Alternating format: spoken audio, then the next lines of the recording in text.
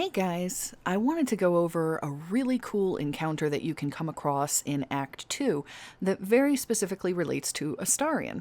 It happens when you find a drow in Moonrise Towers, and depending on when you come across her, it could even affect your romance scene with Astarion for Act 2, which is just astonishing to me. But let me show you where she is, and then go through the dialogue with you.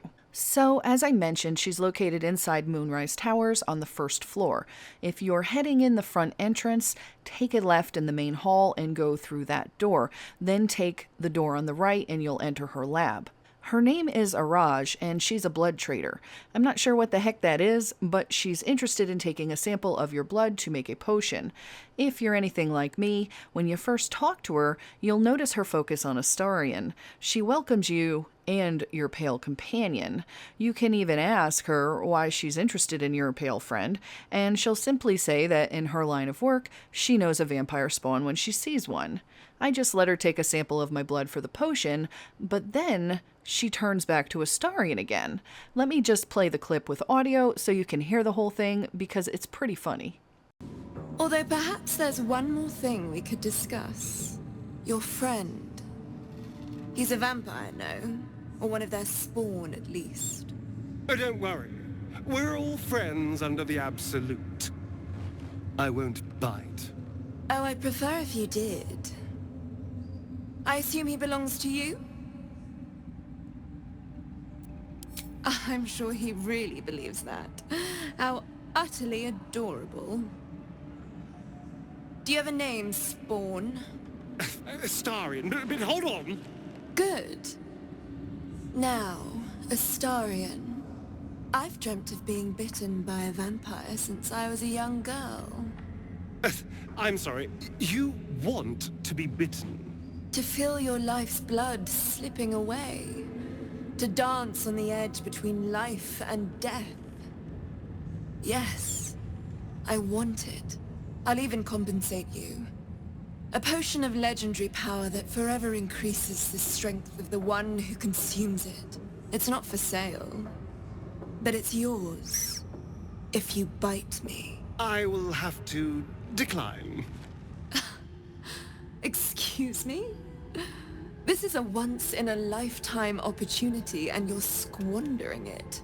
I gave you my answer. Can't you talk some sense into your obstinate charge? I'm sorry, but could you excuse us a moment? Are you actually asking me to do this? Trading me for some potion? Because there's something wrong with her blood. I can smell it from here. It's rank. I can't say. It just smells wrong. Unnatural. Drinking it wouldn't kill me, but it would not be pleasant. I don't have all day, true soul.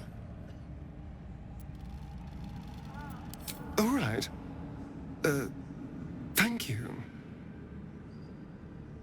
It's still a no, I'm afraid.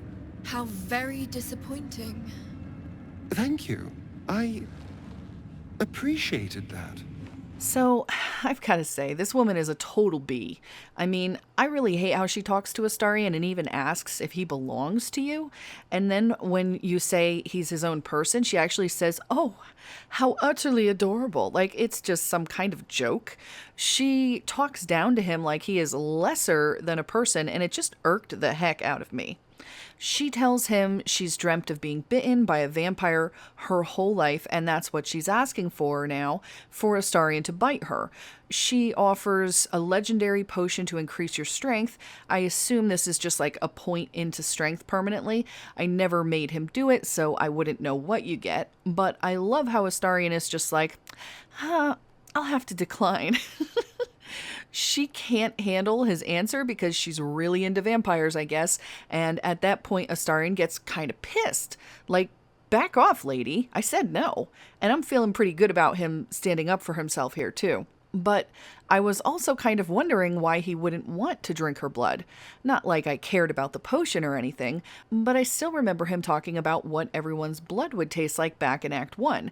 And so I had to rib him a bit and pick, I'm surprised. I thought you'd jump at the chance. I about died when he's like, I'm sorry, could you excuse us for a moment? Like the two of you have to go argue in private so the kids don't see it. He gets a little ticked off because I guess it came off like I was going to force him into it, even though to me it was just a joke, or so I thought. He takes it like I'm serious about trading him for a potion, though.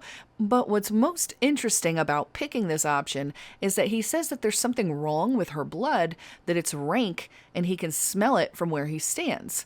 I'm still curious about what's wrong with her. Is it something like cancer, or is it a strange D&D malady that doesn't exist in the real world? I had to ask what was wrong with her blood, because by now I was curious.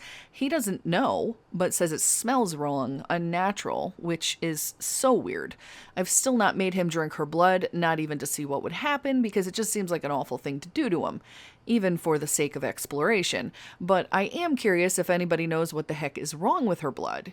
He says it wouldn't kill him, but would be unpleasant. What would that even be? So at this point, I was like, don't do anything you don't want to. And I loved his response. All right. Thank you. It's still a no, I'm afraid. I love how he's just like, it's still a no. She gets all pissed, and Astarion is just very appreciative of your position on the matter, allowing him to do as he pleases and not drink the nasty blood. Now, what's ironic is that I was already planning on making this video, but I wasn't expecting that this encounter actually did anything besides, well, just being a fun inclusion of your love interest, right? But then I noticed a comment on my last Astarion Act 2 romance video, and it said, have you run into a drow in Moonrise Towers? That encounter makes his confession 2 times better. Now, in my game, I got Astarion's romance scene very soon after finishing his personal quest for Raphael, and I didn't enter Moonrise Towers until I was completely finished with the entire zone. So, of course, my interest was piqued, and now I had to go and check it out for myself. Thankfully, I have my romance very well documented in terms of save points, so it was just a matter of reloading the night before it happened and going to Moonrise instead. And I'll tell you what, it completely changes the romance scene with Astarion. Like, how wild is that?